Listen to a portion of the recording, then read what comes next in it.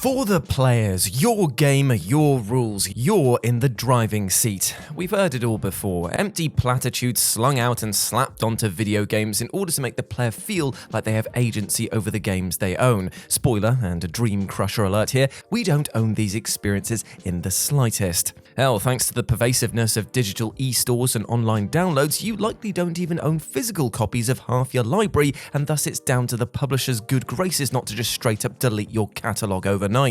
It's all just marketing, it's all just a means of selling you your own identity through conformity, of waiting in line and playing the same game as everyone else, but convincing you that it's a totally unique experience. Yet, don't get too down in the dumps, my friend, because it turns out that we do still have a lot of control when it comes to the video game experience, just not maybe in the ways that you imagine. Through fan backlash, petitions, competitions, and sheer determination, fans have upended developers' plans and changed games forever. So let's take a look at them. As I'm Jules, this is WhatCulture.com, and these are 8 times you changed video games.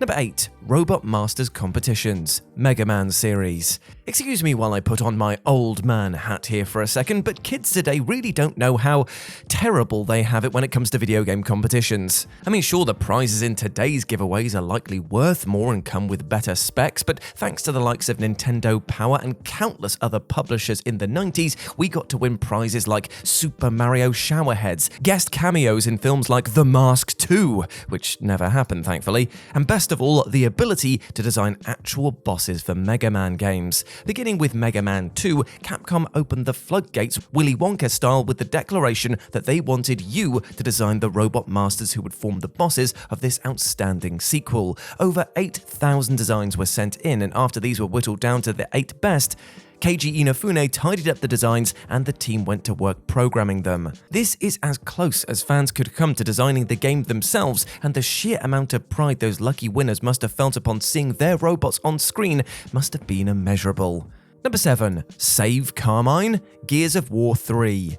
Of all the memorable characters birthed by the meaty beatstick that was the Gears of War franchise, the family Carmine is right up there as some of the most impactful, which is mainly due to how they keep on bloody dying. Coming from a slightly different angle to the other heroes of the COG war base, the 4 Carmine brothers signed up to fight because they love to shoot guns, blow stuff up, and get into fistfights. As you can already tell, this is a clan with the self-preservation skills of a dog with a penchant for chewing electrical wires. And so across the main games, you'll encounter and then quickly have to say goodbye to multiple Carmines such that they became a franchise running joke. However, the real punchline came when Gears of War 3 began hyping up its marketing campaign and chose to focus on the Carmines, in particular to motivate and engage the player base. The studio and Microsoft as a whole started a tongue-in-cheek petition called Save Carmine, and players were presented with 2 pieces of clothing for their Xbox avatars. One read, "Carmine must die," and the other, "Save Carmine," and the tracked sales of each would inform the fate of our latest Carmine, in this case Clayton. As luck would have it for Clayton and for those at the Child's Play charity to whom the proceeds of the sales went to, he was saved by the kind-hearted public who overwhelmingly showed their support for sparing the brother who'd already lost so much. Thanks to your actions, Clayton survived the events of Gears 3 and went on to serve in future battles for the glory of mankind. Number 6. Poltergeist, Pokémon Sword and Shield. With the current roster of Pokémon swelling to such an extent that our comfy shorts are no longer easy to wear through being weighed down by the critters, it's easy to imagine that Game Freak will soon run short of ideas and algorithmically churn out monsters without care or thought. However, we must always remember that behind even the lowliest Poké life forms are real people with a passion for making monsters, and the community itself is not short of ideas, providing original concepts left, right, and center, including a post on 4chan's Pokémon board that called for a ghost Pokemon that inhabited a teapot called a Poltergeist, which actually ended up appearing, name and all, in Pokemon Sword and Shield. Yet it turned out that instead of a company just maliciously straight up stealing a Pokemon idea and passing it off as their own, the original commenter may actually be James Turner, who years after the post managed to land a job at Game Freak and was finally allowed to make their dream Pokemon a reality. A personalized pocket fighter, who could ask for more? Number 5. The entire graphics engine, Bloodstained Ritual of the Night.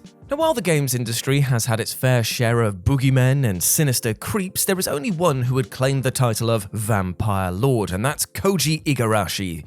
thanks to his tireless work on the Castlevania series. Under his guidance as the lead producer, the series went from strength to strength, and his work on the outstanding Symphony of the Night cannot be understated. Therefore, when it was announced that he was parting ways with Konami to start up a new development studio, the news was met with a mix of sadness and excited anticipation. Emotions shifted considerably when it was announced that the first title of Art Play Studios would be Bloodstained Ritual of the Night, and that it would be a spiritual successor to Symphony of the Night, to the point that the game's Kickstarter received 11 times the money that it was asking for.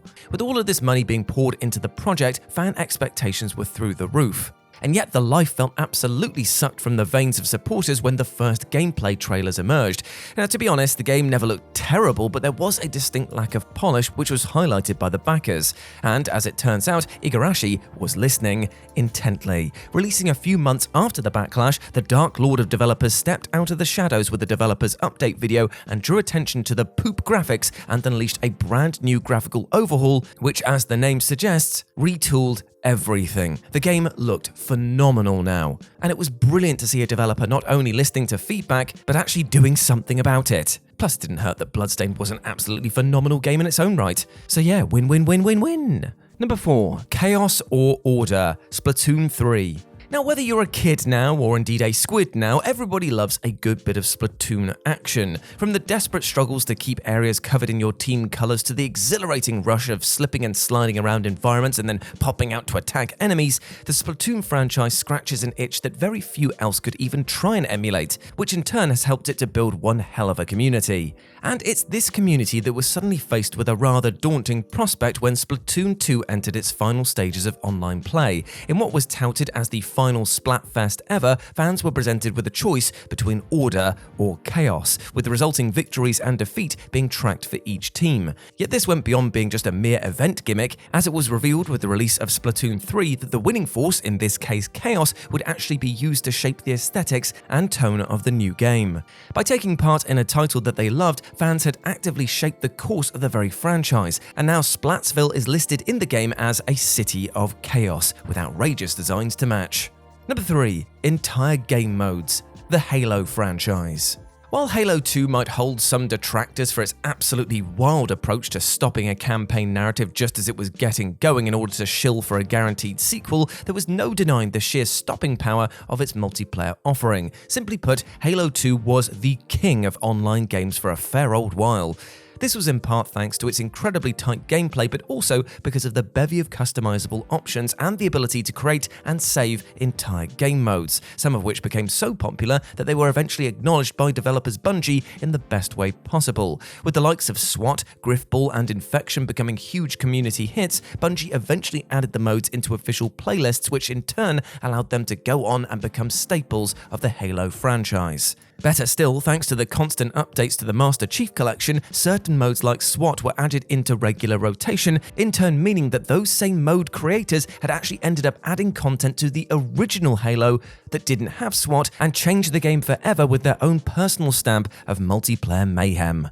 Number 2, the future of Destiny 2. To say that Destiny 2 had a pretty rocky start would be quite the understatement, as the pie was very much all over the much-hyped sequel's face after the almighty tumble it took out of the gates. With critics and fans ripping apart the generic storyline and its insta-mash level of effort with regards to dialogue and endgame content, it seemed like Bungie had dropped a deuce with this second entry. However, instead of holding down the flush and praying the pipes wouldn't get clogged, the team took to the community for some answers on how to actually improve things going forward. And in a move that took everybody by surprise, Bungie even invited the top players and streamers of the game to their home studio in order to sit down and work out what was not just best for the game, but the community as a whole. And to their credit, the devs actually bloody listened. Within months of these initial meetings, patches and content drops were rolled out for players around the world, much to the delight of the fan base who clung on desperately, just waiting until all of those changes were made. And it was all fueled by real players with a vested interest in making the game better.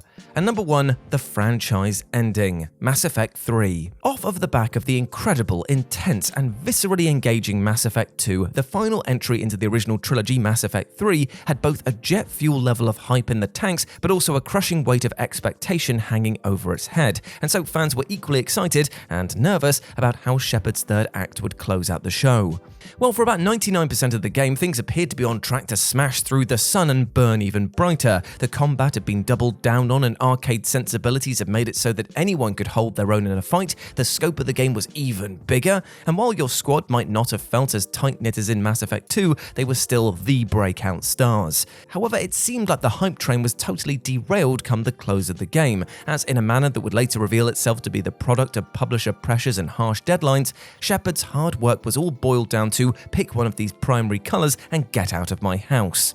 Fans were fuming, and it was a lingering hate that achieved such a peak heat that risked burning EA to the ground had it not been addressed. The backlash was so intense that both the studio and publisher were forced into action, expanding on the ending of the game via explanatory stills to address many questions fans had for the fates of characters and the outcome of the galaxy at large. Without this sort of immediate vitriolic response, some of our favourite gaming characters would have just been left floating out in the cold vacuum of space. So yeah, sometimes backlashes, they're a good thing. And there we go, my friends. Those were 8 times you changed video games. I hope that you enjoyed that, and please let me know what you thought about it down in the comments section below. As always, I've been Jules. You can go follow me over on Instagram at RetroJ, but the O is a 0. Hope to see you over there. But before I go, I just want to say one thing. I hope that you're treating yourself well with love and respect, my friend. Because much like how we discussed today how you could change video games, you are in control of your own life, and do not let anything or anyone else tell you otherwise, alright? You deserve all the good things, now go out there and get them, my friend. As always, I've been Jules, you have been awesome, never forget that, and I'll speak to you soon. Bye.